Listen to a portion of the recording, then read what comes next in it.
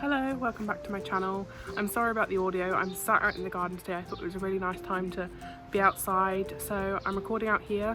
The wind might be noisy, there might be cars going by, the birds are chirping and the leaves are rustling on the trees, but I hope you can hear me okay. If not, this video will be scrapped anyway, so it's fine. Today I wanted to talk about what's in my kit bag. I have a Lowepro Flipside 200, which was actually a hand-me-down from my dad. He's the one who sort of helped me get all my first bits of equipment when I started this out a couple of years back. And it's grown since then, so I wanted to show off what I've got. So this is my camera bag. It is the Flipside 200. It's a very secure bag as it opens from the back. There's lots of compartments inside which I use to store all of my different lens parts and camera bits. The first bits of kit that I did want to show is a couple that I keep on the outside of my bag, which is actually used for my phone. This here I keep attached to my camera bag. It's a set of phone lenses. These ones only cost me about £16 on Amazon. I'm going to try and link everything down below in the description if anything interests you.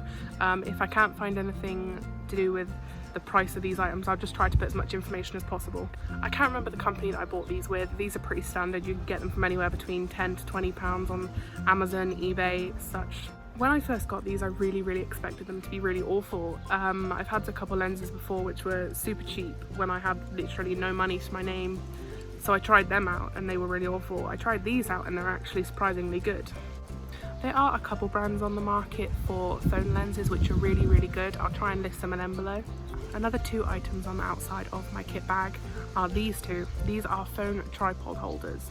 Well, one of them is. This is such a handy little thing. It's like a selfie stick type, but it turns into a tripod for my phone. I actually film a lot of my videos on this. It's extendable, pulls all the way out, and it has a Bluetooth button on it, which does detach. This is just like a standard selfie stick. It doesn't have any phone attachment on it, although I'm going to buy one soon. This I actually use for my ring light. On this side of my camera bag, I store lots of things inside. This is the weirdest item in my camera bag, a syringe, but I'll tell you why now. There's a photographer that I really like called Don Komarechka. I hope I pronounced that right. I might have completely butchered it. He's such a good photographer, and what he does, I watched one of his tutorial videos before, he uses a syringe to get droplets of water and puts them on flower petals. It is such good photography. I've tried it before, so this is why I have this. If I ever see a flower which would look really amazing with water droplets on it, that's what I go for. I have a bunch of leads in here, just in case I need to charge a phone or some sort of device. I'm pretty sure this is my gimbal charger. Talking about my gimbal, this is its charger. It's not in this camera bag. I do have a larger bag for when I need to take more stuff with me whenever I'm going out. So I do have a gimbal, and it is the DJI Osmo. These are a couple pieces of kit that I really recommend to any photographer or anybody that's working with digital art. First one, an SD card, which turns into a USB and a micro USB because I also edit photos on my tablet. A regular USB stick, although this one's got an old one. I hope to upgrade soon to either a larger one or a hard drive. And I do have this little device, which is a USB to micro USB. And the one other thing that I do keep in that little pocket of my camera bag is SD cards, of course. Moving on to the main part of the bag, when I first open it, this is what is first there. And in here is where I store all of my camera chargers, the battery charger. I'm pretty sure I've got like all the lens caps and stuff in there, but it's basically a bottomless pit. I haven't searched through there in months now. This is usually in the front pocket of the main compartment of my bag. It's such a small and insignificant thing, but weirdly it's my favourite thing in my camera bag. I can't exactly afford a really good waterproof camera, so this is a waterproof dry bag for my phone. I used this last summer, I believe. I haven't used it since, but I'm really looking forward to using it on my phone to do some underwater photography when I get the chance next. Next thing I have is this. This is my second favourite thing besides that dry bag. I use this pretty much all the time. What it is a light which attaches to the camera lens. I do have a larger ring light, but I use this one when I'm out doing macro photography or when I'm out at night. I photographed some snails not too long ago using this. I'll put the images here.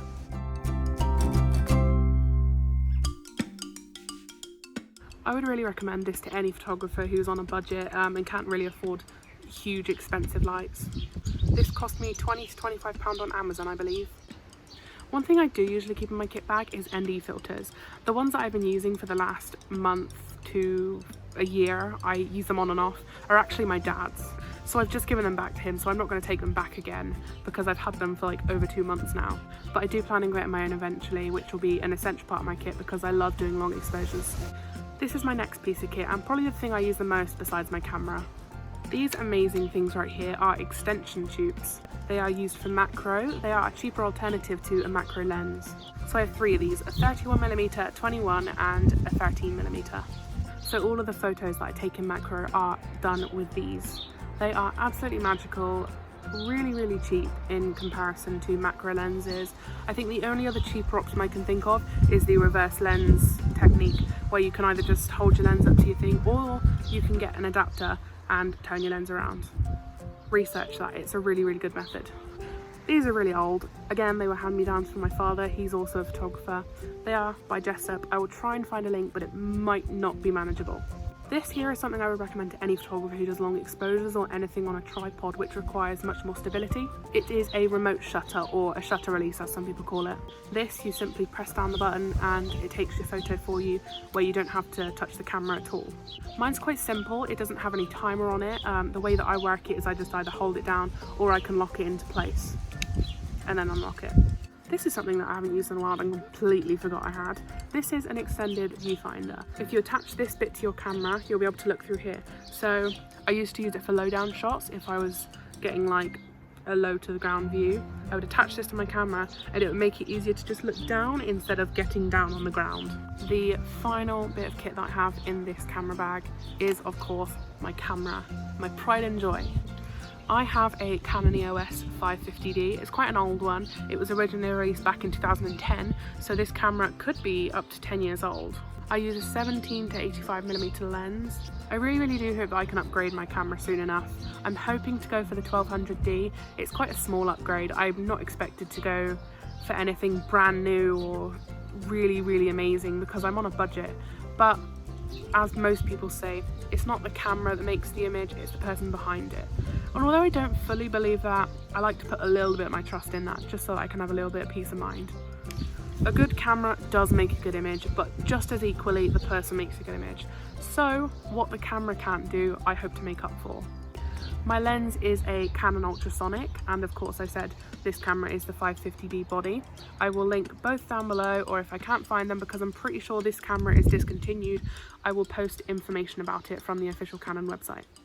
The last couple of things I do have in my kit which aren't actually in this kit bag is, of course, as I said earlier, the gimbal. I do also have a Rode microphone.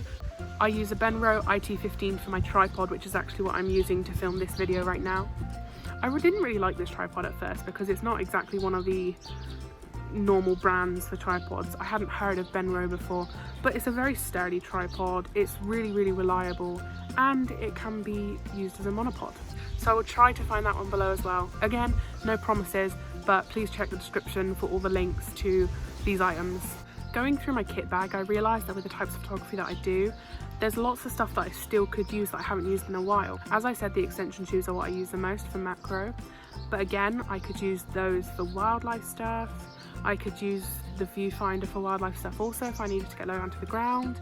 There's lots of things that I do want to try with this kit that I haven't really done yet because I've not really gone out of my comfort zone, but hopefully with this YouTube channel, my aim is to sort of take myself out of that comfort zone. I want to try new things and get it on film, just as a record to myself that, hey, look, I did this and I tried it and it either worked or it didn't. So now that I've shown you what's in my kit bag, hopefully I can start to use it in a much more wider variety of ways. I'm really excited to use this time, whether it's in lockdown or over the summer before uni starts, to explore my options with photography and also just explore what I like. I'm going to make a video really soon talking about what I want to do with my photography and my career, but for now it's nice to explore all my options with all this kit. So thank you so much for listening to me ramble and talk about what's in my camera bag. I hope the audio wasn't too bad. I'm sorry if that's the case and you had to click off this video because it was so insufferable. Thank you again for watching. Leave a comment if you have any comments, leave a like, subscribe, and I will see you next time. Thank you and goodbye.